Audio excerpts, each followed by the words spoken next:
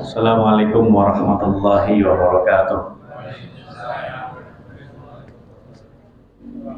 Alhamdulillahirabbil alamin. Alhamdulillahilladzi bi ni'matihi tatimmu shalihat. Wa asyhadu an la ilaha illallah wahdahu la syarikalah. Wa asyhadu anna Muhammadan 'abduhu wa rasuluh sallallahu alaihi wasallam wa ala alihi wa ashabihi wa man ihtada bihadihi wa istanna bi sunnatihi ila yaumiddin. Fa inna asdaqal hadithi kitabullah wa khairul hadi hadi Muhammad sallallahu alaihi wasallam wa syarrul umuri muhdatsatuha wa kullu muhdatsatin bid'ah wa kullu bid'atin dhalalah wa kullu dhalalatin finnar. Amma ba'd. Ma'asyiral muslimin wal muslimat, Bapak Ibu jamaah Masjid Nurul Ikhlas yang dirahmati oleh Allah dan saya cinta lillahi ta'ala. Alhamdulillah, segala puji dan syukur kita selalu panjatkan kehadirat Allah yang tanpa karunia dan anugerahnya yang sangat besar mustahil kita menjadi hamba yang sekarang ini masih berlimpah nikmat. Mustahil pula kita sampai ke masjid ini jemaah sekalian. Jadi bisanya kita selalu taat, mudah ke masjid, kemudian sabar untuk menunggu sholat berikutnya. Begitu juga tahan duduk berlama-lama, ya bokongnya panas gitu ya, untuk bisa mendengarkan ngaji jemaah sekalian. Apalagi ngajar nggak punya lucu jemaah sekalian. Nah, yang ngajar nggak bisa ngelucu gitu. Tapi antum tetap sabar ya jemaah sekalian. Ini adalah luar biasa nikmat yang Allah berikan pada kita semua. Yang kalau Allah kehendaki sebaliknya maka bisa saja, Pak. Jadi itu adalah kehendak Allah, terserah Allah, ya. Namun Allah ya masih memilih kita, maka pilihan Allah ini harus kita muliakan, harus kita hargai dengan kita tetap semangat untuk beribadah pada Allah, semangat bersyukur kepadanya. Ya karena kita berharap nikmat yang ada ini tetap terus ada pada diri kita. Nah, bagi orang yang beriman jemaah sekalian, ini tidak akan pernah merasa puas hatinya selagi dia belum beribadah kepadanya, selagi dia belum taat kepadanya. Jadi kepuasan batin seorang yang beriman adalah kalau dia mau taat kepada Allah Taala selain ya nikmat-nikmat yang lain. Kemudian salawat dan salam semoga selalu ya tercurah kepada Nabi yang mulia Sallallahu Alaihi Wasallam dan pada keluarga, istri-istri, para sahabat dan setiap pengikut beliau setia sampai hari kiamat. Mudah-mudahan kita masuk dalam pengikut Nabi. Baik, mari sama-sama kita ikhlaskan sejenak hati kita. Di pertemuan ini kita akan masih melanjutkan jamaah sekalian pembahasan tentang dosa besar yang berikutnya jamaah sekalian, yaitu uququl walidain. Ya, mananya adalah durhaka kepada orang tua. Itu kita masih di dosa besar yang ke-6. Kita akan bacakan hadis atau kitab dari Al-Kabair. Wa an Bakar bin Abdul Aziz bin Abi Bakrah qala haddatsana abi an Abi Bakrah marfu'an. Jadi dari Abu Bakrah namanya Nufai ibn al-Harith radhiyallahu anhu, Nabi sallallahu alaihi wasallam bersabda, kullu dzunubi yuakhirullahu minha ma syaa ila yaumil qiyamah illa uquqal walidain fa innahu yu'ajjalu li sahibihi. Jadi hadis ini ya Mas kalian dengan redaksi yang demikian ini diriwayatkan oleh Al-Imam Waqi' bin Al-Jarrah, kemudian Imam Hannad dan juga Imam Ibnul Mubarak. Jadi jamaah sekalian yang dirahmati oleh Allah, Nabi kita SAW bersabda, semua dosa, setiap dosa Allah Subhanahu wa taala akan menunda balasan dosa tersebut. Ya, akan Allah tunda balasan dosa tersebut sampai masa yang Allah tentukan. Ya, jadi Allah Subhanahu wa taala akan menunda balasan dari dosa atau sebagian dosa tersebut sampai hari kiamat. Jadi ada dosa jemaah sekalian yang Allah tunda nanti sampai hari kiamat. Hanya akan disiksa, hanya akan diberikan hukuman pelakunya sampai hari kiamat. Jadi semua dosa jemaah sekalian Allah Subhanahu wa taala akan menunda. Sekali lagi Allah akan menunda balasannya sampai hari kiamat, kecuali uququl walidain, kecuali durhaka kepada kedua orang tua. Sebab Allah Subhanahu wa taala akan, atau sebab dosa uququl walidain itu akan balasannya disegerakan kepada pelakunya. Jadi dosa uququl walidain itu akan disegerakan balasannya kepada pelakunya. Nah, ini sangat mengerikan jemaah sekalian yang dirahmati oleh Allah Subhanahu wa taala. Ya, ketika Allah Subhanahu wa taala mengatakan demikian, ini menjadi nasihat bagi kita, jangan sampai kita sekali-kali berbuat durhaka kepada orang tua. Dan seandainya sudah terjadi, maka segera kita bertobat kepada Allah Tabaraka wa taala jemaah sekalian. Kalau dalam redaksi hadis lain jemaah sekalian, redaksinya Nabi bersabda, "Ma min dzambin ahra an yu'ajjala li sahibihi al-'uqubah," atau ahra an yu'ajjila li sahibihi al-'uqubata ma'a ma yaddakhiru lahu fil akhirah min baghyin aw qati'ati rahimin. Jadi kalau redaksi demikian ini diriwayatkan oleh Al-Imam At-Tabarani. Jadi tidak ada dosa yang lebih pantas Allah segerakan balasannya, Allah segerakan hukumannya kepada pelakunya, beserta dengan hukuman yang Allah simpan untuk dia di hari kiamat, daripada berbuat zalim dan memutus silaturahim. Ya, durhaka kepada orang tua itu adalah termasuk memutus silaturahim. Jadi intinya makna memutus silaturahim adalah berbuat buruk kepada kerabat kita, Pak. Dan kerabat kita yang terdekat adalah ayah dan bunda kita. Jadi seperti itu ya mas sekalian, mengerikannya dosa durhaka kepada orang tua dan juga memutus silaturahim. Dan kalau redaksi seperti ini menunjukkan bahwasannya ketika ada orang durhaka sama orang tua kemudian memutus silaturahim, begitu dia zalim, maka dia akan disegerakan hukumannya di dunia beserta siksaan yang Allah sudah simpan untuk dia nanti di hari kiamat. Berarti menunjukkan bahwasannya hukuman yang diterima oleh dia di dunia tidak menghapus hukuman yang Allah akan segerakan di hari kiamat ya mas sekalian. Jadi tetap dapat siksa dunia dan akhirat. Kalau dosa yang lain Allah bisa tunda Pak siksaannya di hari kiamat. Ya mungkin dia bisa bersenang-senang di dunia, ya berbuat dosa, namun ternyata dia ternyata hukumannya tidak ada. Tapi perlu diketahui bahwasanya Allah mengetahui, mendengarnya, para malaikatnya mencatat, kemudian makhluk Allah yang lain menjadi saksi. Jadi kita tidak bisa berlepas dari itu semua. Ya, sekali lagi jemaah sekalian yang dirahmati oleh Allah, ini menjadi nasihat bagi kita, hati-hati bahwasanya suatu saat seseorang tidak tobat sampai mati, dia durhaka sama orang tua, tidak minta maaf pada orang tua, sebelumnya tidak tobat kepada Allah, maka yang terjadi hukuman dunia akhirat akan menimpa dia. Kemudian waqala an-nabiy sallallahu alaihi wasallam, Nabi kita sallallahu alaihi wasallam juga bersabda, la yajzi waladun walidan illa an yajidahu mamlukan fayashtariyahu fayu'tiqahu. Jadi seorang anak tidak bisa membalas orang tua, nggak pernah bisa membalas orang tua, kecuali kalau anak tersebut menjumpai orang tuanya sudah menjadi budak dimiliki sama orang lain, Pak.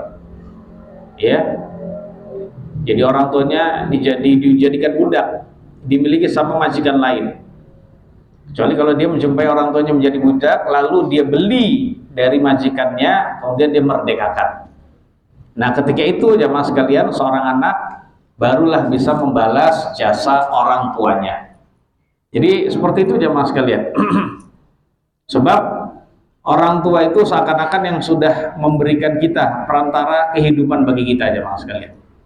Nah perantara kehidupan ini atau nikmat kehidupan yang berasal dari Allah, orang tua sebagai perantara nikmat hidup ini tidak bisa tergantikan dengan apapun, melainkan kalau orang tua sudah menjadi budak dan kita beli, kita merdekakan. Nah, kalau ada seseorang majikan memerdekakan budaknya, itu sama dengan dia membebaskan dia dari kematian. Mirip seperti itu, Pak. Jadi perilakunya itu sama aja mas sekalian. Itu sama seperti dia memberikan kehidupan bagi seseorang yang asalnya menjadi budak kemudian menjadi apa? Menjadi merdeka.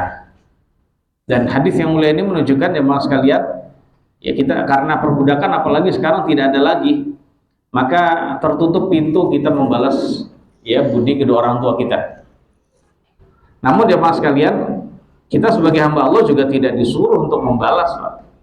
Karena kita berbuat baik sampai sebesar-besarnya, sampai selelah-lelahnya, nggak tidur gara-gara kita ngurusi orang tua misalnya, Pak. Ya, maka saat itu jamaah sekalian tetap kita tidak bisa membalas jasa orang tua. Jadi terlalu besar jamaah sekalian untuk dibalas.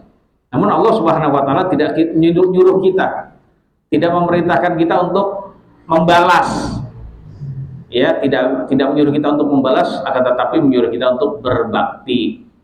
Ya, berbakti, berbuat baik kepada orang tua, walaupun bakti dan berbuat baik kita kepada orang tua tidak akan pernah bisa membalasnya. Nah, seperti itu. Kemudian wa anhu sallallahu alaihi wasallam bi isnadin hasan. Qol. Dan juga ada hadis dari Nabi dengan isnad yang hasan. Nabi sallallahu alaihi wasallam bersabda, la'anallahu al-'aqqa liwalidayhi. Semoga Allah melaknati orang yang durhaka pada orang tuanya. Jadi banyak hadis-hadis menunjukkan dosa besar, Pak. Jadi Nabi sallallahu alaihi wasallam bersabda, semoga Allah melaknat orang yang durhaka pada orang tuanya. Jadi makna dilaknat itu maknanya adalah orang tersebut didoakan oleh Nabi untuk jauh dan diusir dari rahmat. Jadi seakan-akan orang ini nggak ada rahmat, jamaah sekalian. Kalau sudah seperti itu, maka efeknya jamaah sekalian ya bisa terlihat dalam kehidupan dia sehari-hari. Orang nggak ada rahmat, ya, karena dia tidak berusaha untuk mendapatkan ridho orang tua, maka yang terjadi adalah Allah Subhanahu wa taala murka kepada dia. Kemudian yang berikutnya, waqala alaihi salatu wassalam, Nabi alaihi salatu wassalam juga bersabda, al-khalatu bimanzilatil bibi, maksudnya saudarinya ibu, saudari kandungnya ibu, baik itu bude atau bule, khalah tuh. Jadi bibi itu kedudukannya sama seperti ibu. Saya ulang, bibi kedudukannya sama seperti ibu, kata Nabi sallallahu alaihi wasallam. Jadi makna hadis Nabi ini jamaah sekalian adalah selain kita wajib berbuat baik kepada ibu kita, maka kita juga wajib jamaah sekalian berbuat baik kepada bibi kita sepeninggal ibu kita. Walaupun ketika ibu kita masih ada juga tetap harus berbuat baik, karena itu adalah bagian dari silaturahim. Ya, silaturahim jamaah sekalian yang wajib bagi kita. Nah, ketika ibu tidak ada, maka saat itu bibi menggantikan ibu. Ini khusus saudarinya ibu. Jadi Nabi tidak ngomong al-ammah, yaitu saudarinya ayah, tidak, tapi adalah saudarinya ibu. Maka jemaah sekalian, ketika kita kehilangan ibu kita, ya, maka saat itu carilah ridho Allah itu dengan kita berbuat baik kepada bibi kita, baik itu bude atau bule kita. Ya, bibi kita intinya kholah itu bahasanya susah.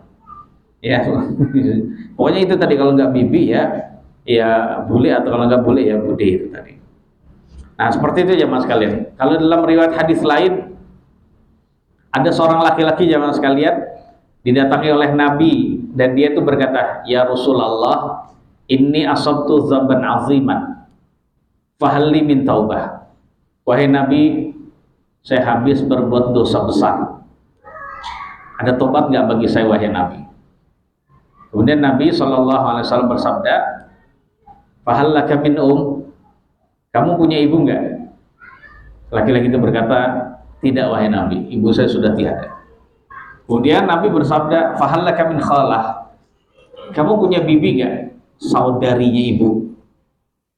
Kemudian laki-laki itu berkata, iya saya masih punya bibi. Kemudian Nabi bersabda, fabir roha.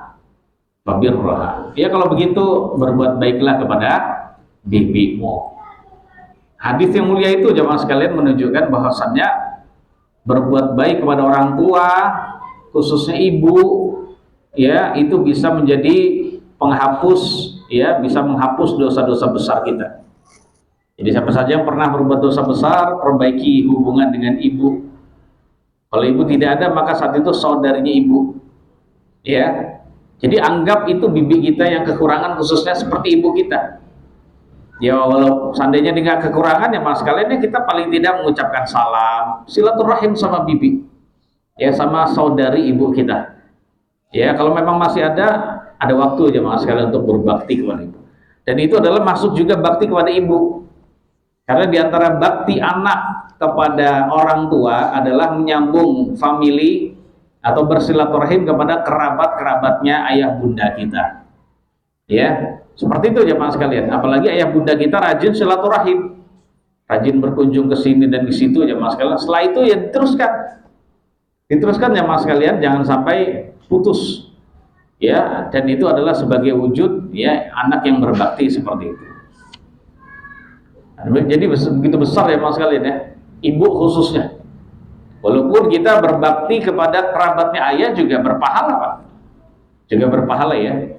Namun lebih diutamakan oleh Nabi adalah al-khalatu bimanzilatil Jadi sayangnya bibi itu sama seperti ibu kita. Jadi sayangnya bibi itu ya bisa sama seperti bibi kita. Kemudian yang berikutnya wa'an Wahbi bin Munabbih qal, dari Wahab bin Munabbih, ini adalah seorang ulama salaf yang dia pakar meneliti kitab-kitab suci yang sudah Allah turunkan pada nabi-nabi. Jadi ini kutub buku yang dibaca itu kitab-kitab suci yang sudah Allah turunkan pada nabi-nabi. Ya kemungkinan kitab khusus itu, kitab-kitab tersebut adalah kitab-kitab yang diturunkan pada Bani Israel Pak.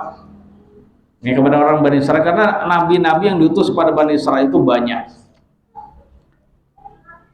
Innallah, jadi Wahab bin Munabbih itu berkata, Innallaha qol, sesungguhnya Allah Subhanahu wa taala berfirman, tapi berfirmannya dalam kitab suci lain yang bukan berbahasa Arab, namun karena Wahab bin Munabbih ngerti kitab suci itu diterjemahkan dalam bahasa Indonesia, dalam bahasa Arab ya mas sekalian. Sesungguhnya maksudnya di dalam kitab suci selain Quran, Allah Subhanahu wa taala berfirman, ya Musa waqir walidaik fa innahu man waqqara walidayhi madattu fi umrihi, atau madattu fi umurihi, boleh fi umrihi wa habtu lahu waladan yaburruhu. Jadi wahai Musa, jadi Allah Subhanahu wa taala berfirman kepada Nabi Musa, berarti bisa jadi ini dalam kitab Taurat. Wahai Musa, hormatilah kedua orang tuamu, hargailah, muliakanlah kedua orang tuamu. Sebab siapa saja yang memuliakan orang tuanya, kedua orang tuanya, maka saya akan panjangkan umurnya dia, dan saya akan beri anugerah dia anak yang berbakti juga kepada dia. Jadi dibalas di dunia Pak langsung. Jadi kita pernah berbakti sama orang tua, Allah akan berikan kita, karuniakan kita anak yang juga berbakti kepada orang tua, kepada kita semua. Karena kita akan mati juga jemaah sekalian. Bahkan sebelum mati kita akan lemah, akan tua, bisa jadi kita akan pikun. Tapi karena kita pernah berbakti sama orang tua kita dengan sabar, penuh kelembutan, sayang kita sama orang tua, dibalas jemaah sekalian. Itulah keadilan Allah, sebagaimana orang yang orang yang durhaka terhadap kedua orang tua, Allah balas di dunia dan di akhirat. Maka begitu juga orang yang berbakti kepada orang tuanya, dia akan dibalas oleh Allah dengan yang sama di dunia dan di akhirat. Al jaza'u min jinsil amal. Jadi pembalasan itu berasal dari jenis amalan yang sama jemaah sekalian. Dan itu yang kita inginkan. Maka kita sekarang jemaah sekalian, bakti yang sering kita bisa lakukan, doain orang tua seumur hidup kita.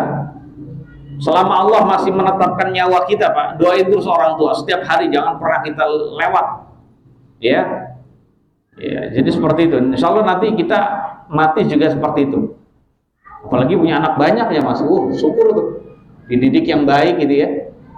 Nanti anak kita 4, 5, 6, doain kebaikan semua buat kita, subhanallah, pahalanya luar biasa Pak. Kita sudah tidak bisa apa-apa, lemas, sudah tidak bisa mendapatkan apa-apa jemaah sekalian dari kebaikan kita ya, karena kita udah nggak bisa beramal. Bukan berarti kita saat itu lupa Al-Quran Pak, masih ingat insya Allah mungkin di alam barzah, tapi semua yang kita ucapkan berupa kalimat zikir, bisa jadi Quran, tapi semuanya nggak dihitung ibadah. Nah saat itu orang sangat butuh ya jemaah sekalian investasi, dan investasi terbaik itu adalah investasi anak solih dan solihah. Jadi nggak rugi jemaah sekalian mendidik anak menjadi anak yang solih dan solihah. Itu adalah jihad yang luar biasa lama ini. Dan perlu diingat, menyekolahkan anak itu belum tentu mendidik anak. Ingat jemaah sekalian, orang tua menyekolahkan belum tentu dia dikatakan mendidik. Apalagi sekolah negeri, Pak, yang agamanya itu hanya sedikit. Yang diwajibkan oleh Allah kepada kita adalah mengajarkan agama kepada anak, sehingga anak-anak kita ngerti fardu ain, ngerti tata cara sholat gimana, bersucinya gimana, siam Ramadannya dia, zakatnya, dan lain-lainnya mas kalian, berakhlak mulianya dia, beradabnya, itu penting Pak, itu fardu ain semua. Ingat ya mas kalian, yang menyekolahkan anak bukan berarti nggak boleh di negeri, silakan, tapi kewajibannya adalah untuk mendidik. Karena betapa banyak anak sudah disekolahkan namun ternyata dia tidak terdidik, berarti saat itu yang diancam neraka adalah orang tuanya. Jadi seperti itu jamaah sekalian. Jadi perilaku anak-anak zaman sekarang yang durhaka sama gurunya, durhaka sama temannya, dengan bully temannya, mungkin ini kasusnya sedang banyak Pak, bully teman itu. Ya perilaku bully sehingga temannya itu luka atau bahkan temannya bunuh diri Pak. Wah pokoknya luar biasa, itu orang tuanya kena dosa itu Pak. Dosa itu nggak main-main, neraka Pak ancamannya Pak. Makanya didik anak kita jamaah sekali, mari sama-sama. Saya juga punya anak sama, kita harus berusaha, dan suami dan istri harus menjadi mitra yang saling menguatkan dan membantu. Ya mungkin suami jamaah sekalian pulangnya malam, ya suami ngingetin istrinya, jangan lupa nyuruh kakak, nyuruh adik, nyuruh anak kita sholat. Istri kita biar semangat gimana? Ya kasih apa kayak gitu apa gitu. Jadi saling menguatkan jamaah sekalian, itulah ya keluarga yang harmonis demikian. Seperti itu jamaah sekalian. Mungkin pas waktu libur dinasehati. Ya seperti itu jamaah sekalian. Dan seandainya pendidikan agama banyak, contohnya di pesantren kan, sekolah Islam, tetap tidak menggugurkan kewajiban kita jamaah sekalian untuk didik di rumah. Jadi dididiklah jamaah sekalian. Paling tidak kita mengarahkan, membimbing, menasehati. Jadi seperti itu jamaah sekalian. Saya sendiri pribadi, saya sendiri Pak ya. Jadi setiap saya melepas anak itu sekolah, pesan saya cuma 3 Pak. Semangat belajar, hormat guru, dan sayang teman. Udah gitu terus jamaah sekalian. Ya karena betapa banyak anak gak semangat belajar, ya karena gak dibimbing sama orang tua, gak diingatkan, gak hormat guru, karena itu tadi jamaah sekalian. Baik anak saya yang sudah dewasa maupun yang maksud sudah SMA gitu, maupun yang masih SD apalagi jamaah sekalian. Jadi semangat belajar sambil dikecup jamaah sekalian, kemudian hormat guru dan juga sayang teman, ngalah sama teman, sayang teman, dan lain-lain. Itu jamaah sekalian. Jadi jangan pernah ngelepas gitu saja cium tangan. Dikasih wasiat jamaah sekalian. Apalagi antum punya anak yang mungkin mondok gitu ya. Ya sebelum mondok diwasiati itu. Jangan lupa ikhlas menuntut ilmu, hormat sama guru. Jadi hormat sama guru. Kekurangan apapun yang ada pada guru jangan digibah dulu di belakang, nggak boleh. Dan lain-lain. Jadi anak kita nanti menjadi anak yang berbakti, kita nggak rugi sama sekali Pak. Cerewetnya kita itu berpahala, itu adalah sedekah. Walaupun anak kita belum jadi soleh Pak. Karena memang mungkin perlu diingatkan berkali-kali.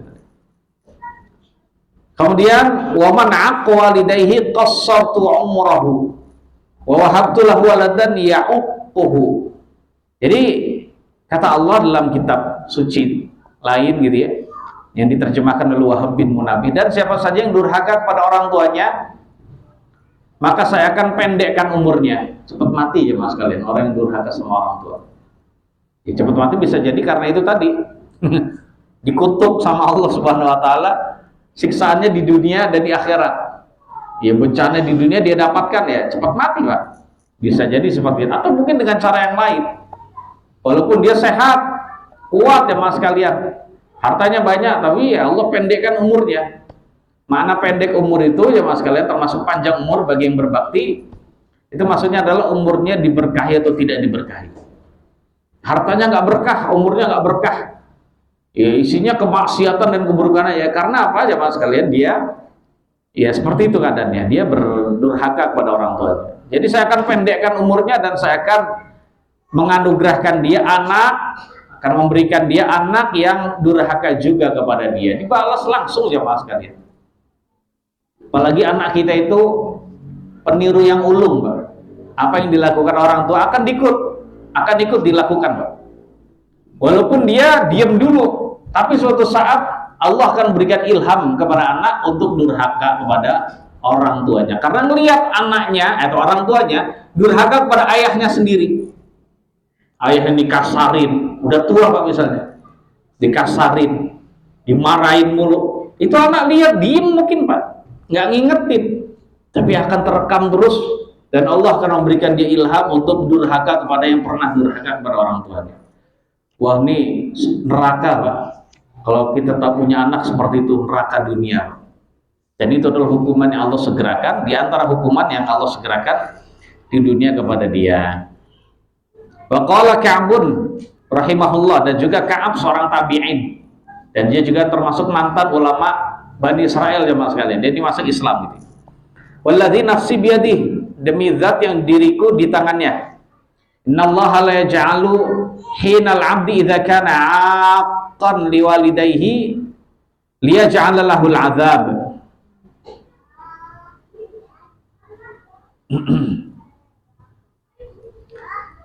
Sesungguhnya Allah Subhanahu wa taala benar-benar akan menjadikan ya kebinasaan seorang hamba kalau dia durhaka kepada kedua orang tuanya, agar Allah Subhanahu wa taala menjadikan siksaan bagi dia di dunia. Jadi sudah Allah siapkan Pak di dunia itu bagi orang yang demikian. Wa innallaha la yazidu fi umuril 'abdi idza kana barran biwalidayhi liyazida barran wa khaira. Ya. Jadi yang tadi yang durhaka, Allah Subhanahu wa taala akan mempersiapkan bencana buat dia agar menjadi hukuman bagi dia di dunia. Dan sesungguhnya Allah Subhanahu wa taala benar-benar akan menambah umurnya seorang hamba apabila dia berbakti kepada orang tuanya. Tujuannya apa jemaah sekalian? Agar dia bertambah kebaikan dan kebajikannya. Wah, sengaja Pak. Jadi umur bertambah baik, umur panjang itu ternyata bisa jadi dikarenakan hidupnya itu penuh dengan kebaikan Pak, dan juga kebajikan. Ya. Jadi diberkahi itu makna berkah, walaupun umurnya nggak panjang, cuma 60 tahun, 50 tahun.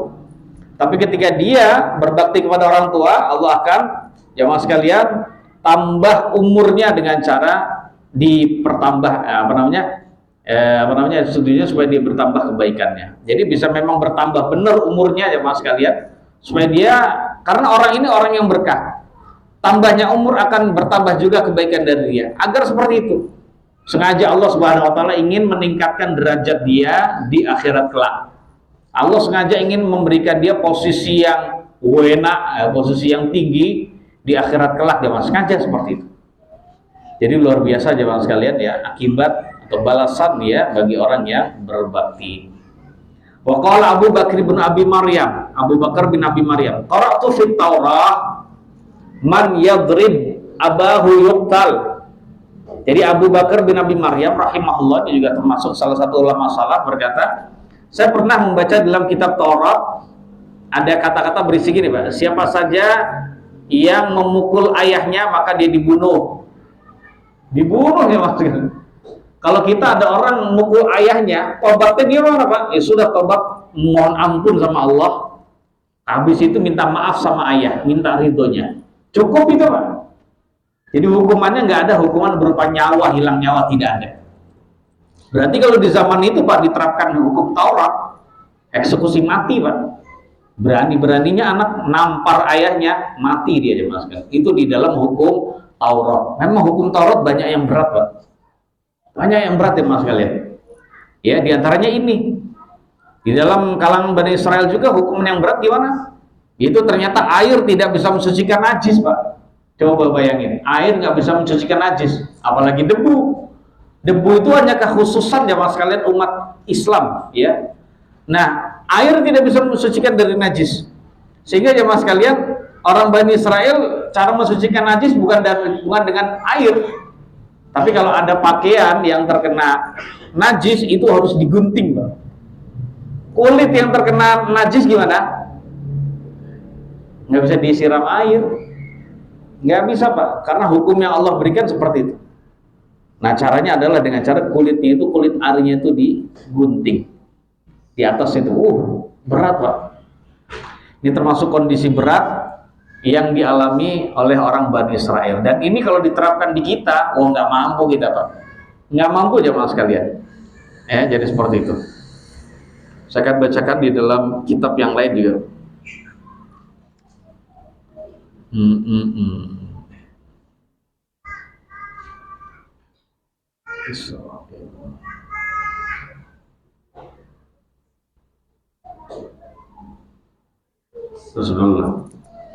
Waqala Wahab, dan Wahab juga berkata, ini Wahab bin Munabbih yang tadi, Pak.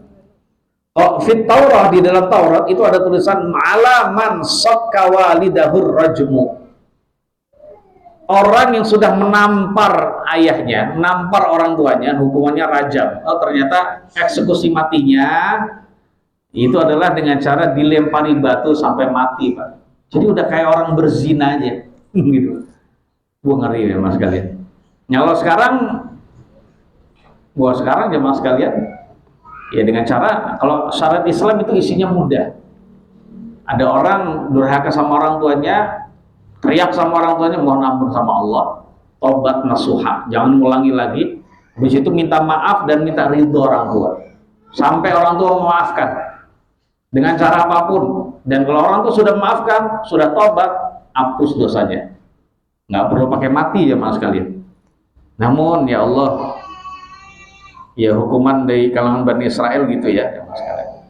Ini saya akan bacakan ya mas sekalian hukuman yang berat di kalangan Bani Israel ya. Ya, diantaranya adalah kalau ada orang yang wafat jamaah sekalian di suatu kemah, suatu rumah lah, maka setiap orang yang masuk kemah atau rumah tersebut dan orang yang berada dalam kemah tersebut hukumnya najis selama 7 hari. Hati kematian orang nyentuh juga enggak, Pak. Ya begitu. Kemudian anaman syatama abahu wa ummahu yuqtal. Kalau tadi memukul, menampar ayahnya. Ini mencaci maki ayah dan bundanya, Pak, dibunuh. Ngeri ya mas sekalian. Kullu ina'in maftuhun atau kullu ina'in maftuhin laisa alaihi sadadun bi'asabatin fa innahu najis. Setiap wadah makanan atau minuman yang terbuka nggak ditutup ya mas sekalian, nggak ditutup dengan apa? Dengan penutup. Contohnya dengan kain gitu ya kalau zaman dulu. Maka hukumnya najis, Pak. Jadi wadah itu harus ditutup terus. Kemudian kalau Anda jamaah sekalian, seekor sapi jantan kayak banteng ini ya. Sapi banteng menyeruduk seorang laki-laki atau perempuan. Dan banteng tersebut memang sebelumnya pernah suka nyeruduk jamaah sekalian. Maka jamaah sekalian, kalau dia membunuh orang lain, maka jamaah sekalian perlu diingat ya bahwasanya banteng tersebut akan dilempar dengan batu sampai mati dan pemiliknya pun dibunuh. Loh, gara-gara yang melakukan pembunuhan siapa? Bantengnya, sapi ya Pak. Gara-gara nggak bisa menjaga hewan ternaknya. Setiap orang yang menyentuh perempuan yang haid jadi najis sampai sore, Pak. Padahal yang najis perempuan haid kalau di syariat kita apanya, Pak? Ya kemaluannya saja. Ya, seperti itu. Dan setiap yang ditiduri, alas yang ditiduri oleh perempuan yang haid dan dia ada di situ, hukum juga najis, Pak. Walaupun darahnya tersebut tidak sampai nembus ke alasnya tersebut. Setiap apa saja yang diduduki oleh perempuan yang haid juga najis. Siapa saja yang menyentuh alasnya, maka dia harus membasuh bajunya Pak, dengan air. Dan dia mandi dengan air dan hukumnya najis sampai sore. Ya, seperti itu jemaah sekalian. Makanya kalau di zaman Bani Israel, kalau dalam riwayat Imam At-Tirmidzi, di kalangan Yahudi itu jemaah sekalian, dan ini adalah syariat Taurat. Makanya kalau ada perempuan haid itu, maka dia diisolasi, Pak. Dia rumah sendiri, udah kayak corona aja gitu. Karena najis dan orang yang ada di rumah nggak pengen terkena najis, nggak pengen jadi najis, udah diisolasi sendiri, makannya ditaruh gitu ya Allah. Nah dalam syariat Islam ditemani tidur temani duduk temani minum. Bahkan Nabi ngajarin Aisyah sedang haid, Aisyah meminum di satu wadah Pak, di gelas gitu ya. Kemudian Nabi SAW mencari mana tadi tempat bibirnya Aisyah ya, dicari Pak. Kemudian Nabi juga menemani duduk siapa? Menemani tidur Aisyah, menemani makan.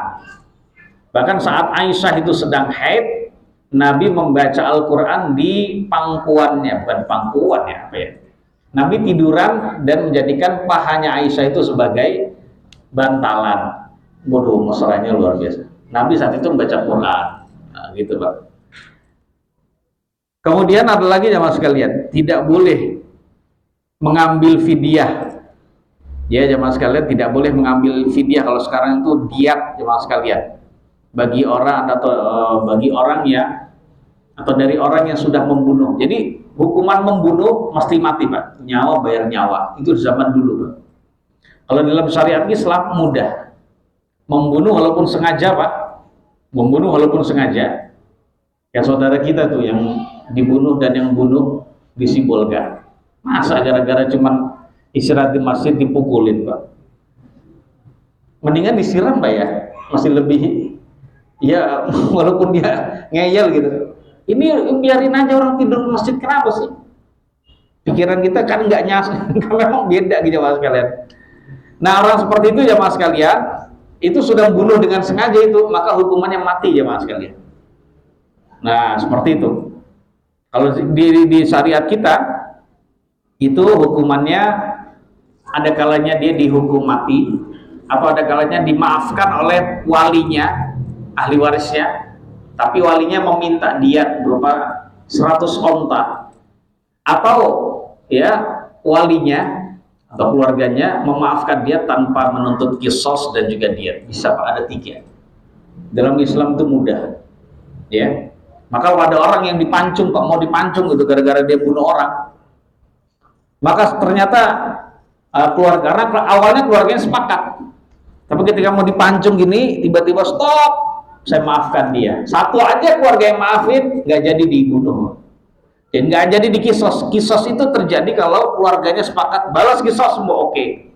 Tapi ketika dia bilang stop, saya maafkan dia, jangan dikisos, nggak jadi Pak.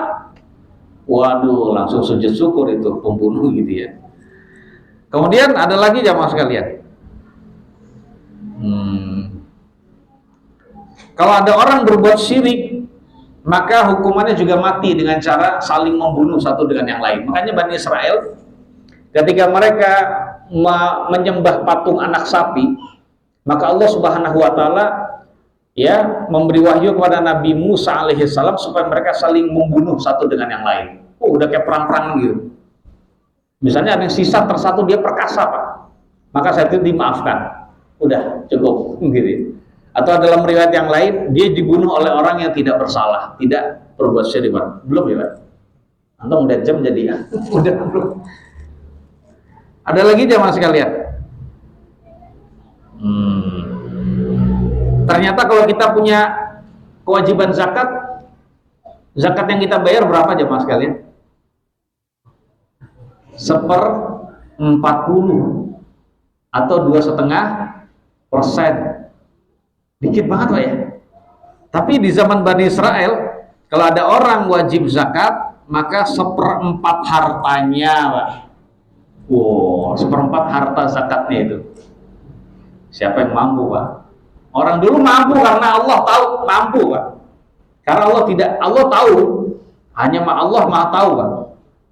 Tapi kalau umat Muhammad Shallallahu Alaihi Wasallam letoy Pak, lemah, nggak bisa Pak. Ini kalau diterapkan di kita nggak mampu ya Mas sekalian. Dan Allah Maha tahu, Maha sayang pada hambanya. Kemudian ada lagi, nggak boleh sholat kecuali di tempat-tempat khusus untuk ibadah. Kalau kita sholat di mana aja boleh Pak, di masjid dan selain masjid boleh. Yang penting bukan di tempat-tempat yang dilarang seperti kuburan, kamar mandi, kemudian sholat di atas Ka'bah, sholat di mana? Ya, di atas Ka'bah itu Pak. Kemudian sholat di tempat sampah ya Mas sekalian, ini nggak boleh. Kamar mandi itu maksudnya WC ya Mas sekalian ya, nggak boleh. Jadi seperti itu. Adapun yang lain sholat di mana aja boleh. Makanya anaknya umat Islam seperti itu, Pak. Ini kekhususan yang cuma ada di umat Islam, boleh ibadah dimanapun. Maka nggak heran saudara kita di Eropa yang jarang masjid, Pak, di Amerika, sholat di mana-mana tuh biasa, Pak. Ya. Nah, kita yang jarang, yang masjidnya banyak, nggak jumpai apa masjid, dan waktu sudah mau habis nggak sholat, Pak. Salah, Pak. Padahal kita bisa sholat di kereta tanpa rasa malu, Pak. Nggak usah malu. Kita bisa sholat di mana, Pak? Di pinggiran jalan, kalau memang masjid nggak ada. Jadi seperti itu ya, Mas, kalian. Apalagi pas mudik macet pinggiran, Pak. Gimana cara sholat? Ya di pinggiran aja situ, nggak apa-apa. Kemudian haram makan setelah tidur. Nah, ini bab puasa aja, Mas, kalian. Orang di zaman Bani Israel hanya boleh makan itu, jemaah sekalian, antara maghrib sampai isya. Setelah isya, Allahu Akbar, ini isya nih, puasa lagi, Pak. Puasa malam, puasa terbit matahari, puasa siang, puasa maghrib baru buka lagi. Begitu jemaah sekalian. Lamanya berapa lama? Nggak tahu. Pokoknya berat, jemaah sekalian. Dan puasa begitu yang pertama kali diterapkan di kalangan umat Islam. Akhirnya umat Islam ada yang pingsan. Allah Subhanahu wa taala tahu kita itu nggak kuat, akhirnya diringankan. Malam boleh makan. Atau belum masuk waktu isya tapi sudah tidur, Pak. Terjadi pada sebagian sahabat Nabi Ansor, siangnya kerja, pulang itu dalam keadaan sudah maghrib, Pak. Ternyata nggak ada makanan. Mau buka puasa nggak ada makanan. Istrinya nyari makanan, sudah saya nyari keluar. Lagi nungguin istri, ngapain dia? Tidur, Pak. Belum datang waktu isya. Istrinya datang, ya tidur, mas. Kalau sudah tidur ya, Mas, kalian udah nggak boleh makan. Udah tidur nggak boleh makan. Ini maksud dari penjelasan ini. Nah, dia harus puasa lagi. Ternyata besok kerja, jemaah sekalian, kerjanya di ladang, pingsan dia, jemaah sekalian. Belum di sini ya. 1 menit lagi. Diharamkan berjima, jemaah sekalian, berhubungan intim dengan istri di waktu-waktu puasa, setelah isya atau setelah tidur. Jadi kalau mau berhubungan, habis makan berhubungan, Pak. Jadi begitu. Jadi mungkin dia sholat maghrib, buka puasa, berhubungan. Habis itu adzan isya, bukan adzan subuh. Adzan isya udah nggak boleh lagi, itu harus puasa gitu ya. Kemudian haramnya nyari nafkah di hari Sabtu. Nah, kalau kita hari Jumat boleh nggak, Pak? Tadi siapa yang dagang di hari Jumat? Yang penting pas azan tutup kelapaknya, nah gitu ya. Kemudian nggak halal juga menikmati jarahan perang. Udah perang melawan orang kafir, dapat jarahan banyak, ternyata itu hanya dikumpulkan, nggak halal dimakan. Dikumpulkan nanti kan ada api dari langit yang mereka lihat langsung, Pak. Itu kejadian luar biasa. Api dari langit membakar semua, bakar, Pak. Kalau nggak ada yang dicuri, Pak. Tapi kalau ada yang dientit, ya, ada yang diutil, ada yang diambil sedikit aja, Pak. Allah tahu, nggak turun dari langit itu apinya. Oh, fikum bulu, ada yang hulul. Kemudian tayamum nggak bisa mensucikan, nggak seperti kita. Oh, luar biasa. Tapi walaupun berat menurut kita, Pak, tapi Allah Subhanahu wa taala Maha tahu, Dia yang lebih tahu daripada kita. Ya, Mas sekalian, Allah tahu bahwasanya orang Bani Israel mampu melakukannya. Wallahu a'lam bishawab. Kita dengarkan dulu kumandang adzan.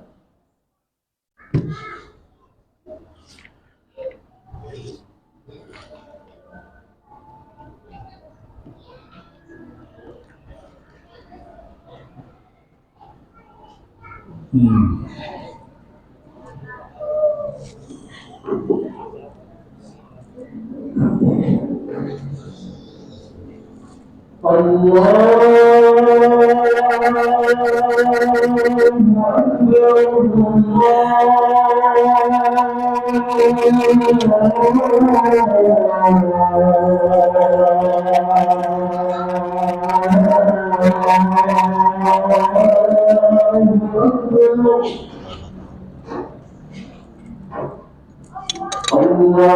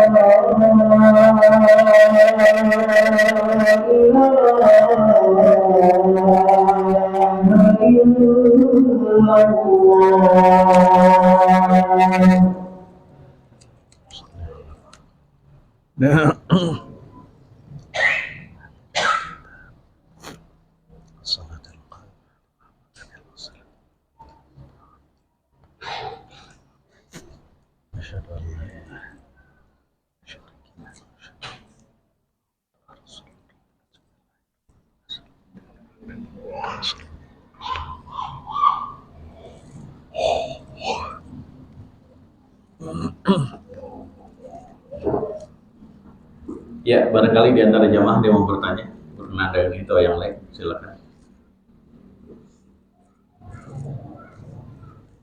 Nggak ada, alhamdulillah. Oh, antum dulu. Ini dulu, yang muda dulu deh, halo deh. Dia dulu aja. Silakan Pak. Waalaikumsalam.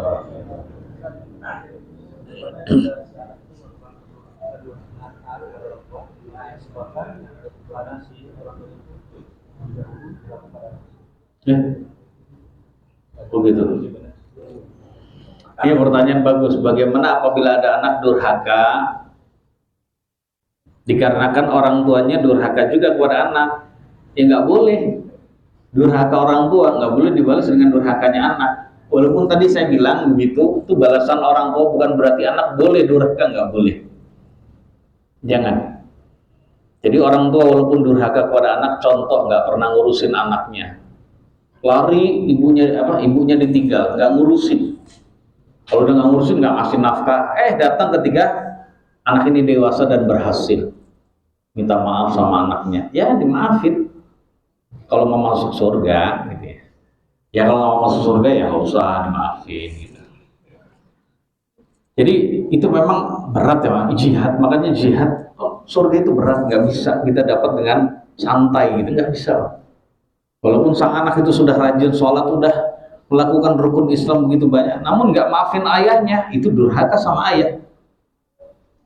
Hanya sekedar sang ayah itu yang menjadi perantara kita ada di dunia, walaupun dia nggak ngurusin kita, udah cukup. Kita lahir, ya, kita lahir itu dari darah daging dia, lewat spermanya dia, itu udah cukup. Apalagi ayah sekarang luar biasa banyak yang sudah ngurusi anaknya, tambah lagi jemaah sekalian. Jadi sekali lagi, bukan berarti pembenaran bagi anak untuk boleh durhaka sama orang tuanya ketika ayahnya durhaka, nggak boleh. Ya, jadi seperti itu, nggak bisa, nggak ada alasan. Apa alasan yang membolehkan? Siapa? Akal gitu nggak bisa, Pak. Perintah itu berbuat baik dan berbakti kepada orang tua itu umum, nggak melihat gimana kondisi orang tuanya, nggak ngelihat sama sekali. Bahkan ada orang tua yang lebih buruk dibandingkan tadi nggak ngurusi anaknya, kufur, musyrik, Pak. Dosa apa yang lebih besar daripada syirik dan kufur? Nggak ada, jemaah sekalian. Nah itu hanya nggak peduli dengan istrinya, dia dosa besar banyak, tapi masih kalah dengan kesyirikan. Itu aja tetap harus berbakti, Pak. Lalu bagaimana dengan ayah yang melakukan durhaka kepada Allah dan anaknya atau istrinya yang dibawa kesyirikan lebih lagi? Itulah yang memang berat, karena memang surga itu nggak ada yang ringan, Mas sekalian. Ya penting ya, makanya Nabi kita SAW memberitahu kepada kita semua berbakti kepada orang tua itu bagian dari jihad. Masih ingat nggak jamaah sekalian? Dan seorang laki-laki datang kepada Nabi hijrah dan dia minta diikut sertakan dalam jihad fisabilillah. Sebenarnya dia nggak ditunjuk jamaah sekalian, tapi karena dia ingin jihad, ikut, ditinggalin orang tuanya. Kemudian Nabi bersabda, kamu masih punya orang tua enggak? Oh iya, ada Nabi. Saya tinggalkan orang tua saya untuk ikut jihad. Terus Nabi bilang irji, irji. Jadi pulang kamu, irji ilaihimah. Jadi kembali kamu pada keduanya. Kembali lagi, pulang lagi. Kemudian dalam riwayat yang lain Nabi bersabda, bahwasanya fafihima fajahid, irji ilaihimah fafihima fajahid. Dan sekarang kamu pulang, di dalam keduanya saja kamu berjihad. Maksudnya sekarang kamu jihadnya di dalam berbakti pada keduanya. Sama aja Mas sekalian. Capeknya orang jihad fisabilillah, perang melawan orang kafir, sama dengan capeknya orang ngurusi orang tuanya, apalagi sudah tua. Dan itu bagian dari jihad fisabilillah. Demikian, Pak. Silakan, Be. Yang gampang aja, Be. Waalaikumsalam warahmatullahi wabarakatuh. Apakah anak itu durhaka kepada orang tua bila mana anak tersebut memiliki atau berpegang dengan orang tuanya yang bermanhaj berbeda? Anak itu baru aja belajar manhaj salah misalnya, dan orang tua itu sudah dari dulu sudah mengajar berbeda. Bagaimana? Kalau dia berbeda. Baik. Dan bagaimana solusinya? Baik. Masya Allah. Waalaikumsalam warahmatullahi wabarakatuh. Berbedanya anak sama-sama masih muslim, cuman beda akidah, beda manhaj, ya. Itu sekali lagi tidak menjadikan seanak durhaka kepada orang tua. Ya, dia tetap beda manhajnya salafus saleh, manhaj akidahnya salafus saleh. Orang tuanya masih akidah bid'ah. Hanya sekedar itu tidak dikatakan durhaka. Ya, orang tuanya tahu anaknya itu ikut pengajian cingkrang, itu orang cingkrang jenggotan misalnya, yang katanya orang tua, kalau orang tua terbawa, itu sekedar dia menyelisih begitu, tidak dikatakan durhaka. Tapi ini sang anak bisa dikatakan durhaka kalau ngajak orang tuanya dengan kata-kata yang tidak baik. Ya, jadi seperti itu. Ya, usahakan memang kita ngajarin orang tua, mengingatkan orang tua tidak seperti orang yang ngajarin. Saya begini ya, karena saya menganggap begini. Jadi begitu. Ayah nggak boleh begitu, ayah bunda begini, yang itu salah. Itu sehingga orang tuanya marah. Berarti kita termasuk durhaka juga. Nah, itu berhati-hati aja mas sekalian. Jadi demikian. Ya, itu dilihat kondisinya. Apalagi kita ya berseberang dalam masalah agama saja, jemaah sekalian yang dirahmati oleh Allah. Dalam masalah agama saja, kalau kita salah dalam memberitahu orang tua, karena kita mungkin terlalu emosi gitu ya, kesel orang tua kok kayaknya bergelimang bid'ah gitu ya. Terus kita kasih taunya salah, Pak. Itu durhaka jemaah sekalian. Yang baik disampaikan dengan cara yang baik. Lalu bagaimana dengan berselisih yang tidak ada kaitan dengan agama, Pak? Durhaka juga itu, Pak.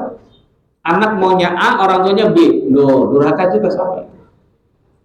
Seperti itu. Wallahu a'lam bishawab. Jadi bisa dikatakan durhaka kalau dia menyakiti orang tua saat dia menyelisihinya. Menyakitinya contohnya mengajaknya tapi tidak dengan adab. Wallahu a'lam. Sekali lagi, kalau kita sudah ngerti ngaji yang akidah yang baik, akidah itu sebenarnya itu menuntun kita untuk berakhlak yang mulia. Karena tentang masalah akidah dan akhlak, ya Nabi kita SAW sering mengaitkan kita dengan iman kepada Allah dan hari akhir. Man kana yu'minu billahi wal yaumil akhir. Nah, seperti itu, jamaah sekalian ya. Man kana yu'minu billahi wal yaumil akhir dalam Al-Qur'an dan Sunnah itu. Berarti menunjukkan akidah kepada Allah dan hari akhir itu menuntun orang berbuat baik kepada sesama. Ya, jadi demikian. Wallahu a'lam bishawab. Ada lagi silakan. Ini dulu. Tadi katanya bisa jadi di kondisi tertentu dosa anak tadi pindah ke orang tuanya. Pindah. Ya kan ditanggung sama orang tuanya dikarenakan kurang pendidikan dari orang tua. Oh. Kan begitu. Nah, bagaimana kalau anak tadi idiot kita tunjukin tapi dia tidak mau sholat, paksa. Tapi dia berakal. Idiot. Dia akalnya lemah, akalnya kurang gitu. Kayak penyakit sindrom gitu kayak. Yang nggak dihukum. Orang tuanya juga nggak dosa. Anak itu juga nggak berdosa karena dia tidak memahami perintah dan juga larangan agama. Tidak mengalami khitab, akalnya kurang, itu dimaafkan jamaah sekalian. Nah, terus ujian dia gimana? Ya, seandainya dia lahir begitu, ujian dia nanti di akhirat. Allah sendiri yang memerintah dan menyuruh dia. Jadi seperti itu jamaah sekalian. Ya, demikian. Begitu Pak, itu aja pertanyaannya. Ya, artinya dia nggak pernah mengucapkan dosa. Dia nggak. Anak yang lahir dari orang tua yang muslim dan muslimah udah langsung muslim walaupun belum mengucapkan 2 kalimat syahadat.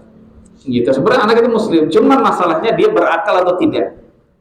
Kalau tidak berakal maka saat itu dia dituntut kewajiban apapun. Jadi seperti itu. Terus gimana caranya? Doa, barangkali bisa ada keajaiban Allah turunkan sehingga bisa sembuh. Bisa Pak, nggak ada yang mustahil bagi Allah. Hah? Udah apa? Oh, udah meninggal, baik. Silakan Anda. Silakan.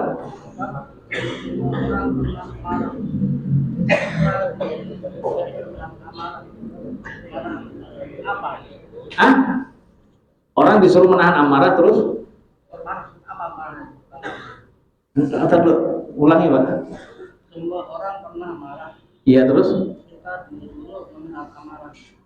Marah apa? Marah. Oh, marah dari apapun ya mas sekalian. Sebenarnya, jadi marah dari apa yang kita disuruh menahannya, dan termasuk dari bagian ciri ahli surga. Marah dari apapun. Menyampaikan kebaikan kalau memang bisa tidak dengan marah itu lebih baik. Marah dari apapun ya mas sekalian. Walaupun yang kita sampaikan kebenaran, kalau bisa tidak marah itu lebih baik. Marah dalam masalah apapun dan kepada siapapun. Itu seperti itu Pak. Sebenarnya begitu. Itu memang harus jihad. Sekali lagi surga itu nggak mudah Pak. Untuk menjadi orang yang memiliki sifat wal kaziminal ghaidh, menahan amarah, menahan emosi, itu memang jihad fisabilillah. Ada orang yang bisa menahan amarah karena memang dia dari wataknya itu memang jarang marah, itu bisa Pak. Itu juga bisa Pak. Tapi ada orang yang bisa memiliki akhlak tidak marah itu karena memang usaha bertahun-tahun bahkan berpuluh-puluh tahun, dan akhirnya dia jadi orang yang penyabar. Nah penyabarnya ini bukan karena tanpa jihad, ada jihad bertahun-tahun, ternyata dia menjadi orang yang wise, bijaksana, bisa itu. Jadi seperti itu ya. Dan orang yang dengan jihad itu jauh lebih besar pahalanya dibandingkan yang dia sudah dapatkan akhlak seperti itu, watak seperti itu mulai dari lahir. Nah demikian. Orang yang nggak gampang marah bagus Pak, mau diapain aja dia. Tapi ada orang yang diginin dia marah, tapi dia ternyata dengar ngaji Pak. Wah, di antara ciri saya mau masuk surga berarti saya harus memiliki ciri itu agar saya bisa masuk surga. Akhirnya dia usaha pengen marah. Lama-lama dia bisa juga. Lama-lama diapain aja dia. Nah gitu ya. Nah, jadi demikian. Tapi bukan berarti kita tidak boleh marah Pak. Boleh. Khususnya marah itu kalau memang jemaah sekalian kehormatan Allah itu dilanggar. Allah dicaci maki, Quran ya boleh marah Pak, tapi marahnya yang tepat. Ya, bukan dengan kata-kata yang buruk gitu ya. Ya demikian, itu harus ada marah. Kemudian orang berbuat bid'ah dalam hati harus marah, nggak suka. Tapi di hati itu Pak, pengingkaran itu kan bentuknya marah gitu ya, nggak suka gitu ya. Nah kalau orang tidak ada marah sama sekali, udah nggak berubah wajahnya, maka saat itu dia termasuk orang yang kena dosa juga. Berarti nggak ada pengingkaran di dalam hati. Nah seperti itu. Wallahu a'lam bishawab. Saya kira itu jamaah sekalian. Insyaallah kita lanjutkan di pertemuan akan datang dengan kajian-kajian yang lain yang menyambung kajian dosa besar yang ketujuh di pertemuan akan datang. Ada kekurangannya, mohon maaf yang sebesar-besarnya. Kita mohon pada Allah, semoga Allah menjadikan kita menjadi orang yang berbakti kepada ayah bunda kita, baik keduanya masih ada maupun sudah tiada, sehingga Allah mendekatkan kita kepada surga sedekat-dekatnya dan menjauhkan kita dari neraka sejauh-jauhnya. Wassalamualaikum warahmatullahi wabarakatuh. Subhanakallahumma bihamdika asyhadu an la ilaha illa anta astaghfiruka wa atubu ilaik. Assalamualaikum warahmatullahi wabarakatuh.